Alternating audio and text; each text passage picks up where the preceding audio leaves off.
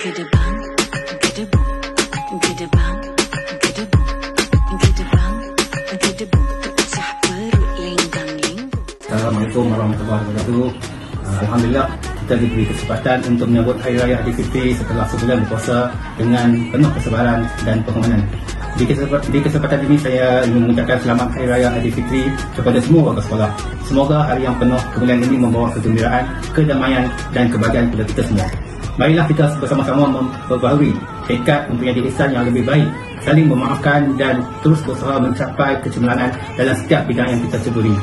Dan akhir kata, selamat menyambut Hari Raya Aidilfitri dan selamat dalam perjalanan balik sekampung. Assalamualaikum warahmatullahi wabarakatuh. Saya, Cikgu Anwar bin Osman, Pengukanan Mentadbiran SMK Taman Mutiara, mengucapkan selamat Hari Raya kepada semua warga sekolah. Saya Cikgu Hani dari SMK Taman Mutiara mengucapkan selamat Hari Raya Aidilfitri. Maaf zahir dan batin. Saya Ustaz Amri mengucapkan selamat Hari Raya Aidilfitri. Maaf zahir dan batin. Kullu aam wa antum bi khair. Taqabbalallahu minna wa minkum taqabbal ya karim. Kami dari Guru AKP mengucapkan selamat Hari Raya Aidilfitri. Maaf zahir dan batin. Kami dari bidang sains matematik mengucapkan selamat Hari Raya Aidilfitri. Maaf zahir dan batin. Kami dari Panitia Pendidikan Islam ingin mengucapkan Selamat Hari Raya Aidilfitri. Maaf zahir dan batin. Selamat Hari Raya Aidilfitri. Maaf zahir dan batin kepada semua warga SMKTM. Saya ingin mengucapkan selamat Hari Raya Aidilfitri kepada semua warga SMKTM. Kami mengucapkan selamat Hari Raya Maaf Zahir dan Batin kepada seluruh warga SMKTM.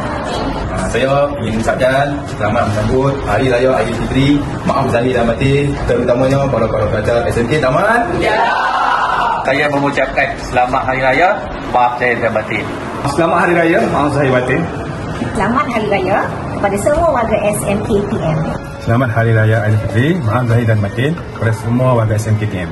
Saya ingin mengucapkan selamat Hari Raya Maaf Zahir dan Batin. Selamat Hari Raya Aidilfitri Maaf Zahir dan Batin. Kami mengucapkan selamat Hari Raya Menganyam ketupat di pagi hari. Selamat Hari Raya Aidilfitri. Selamat Hari Raya Aidilfitri Maaf Zahir dan Batin.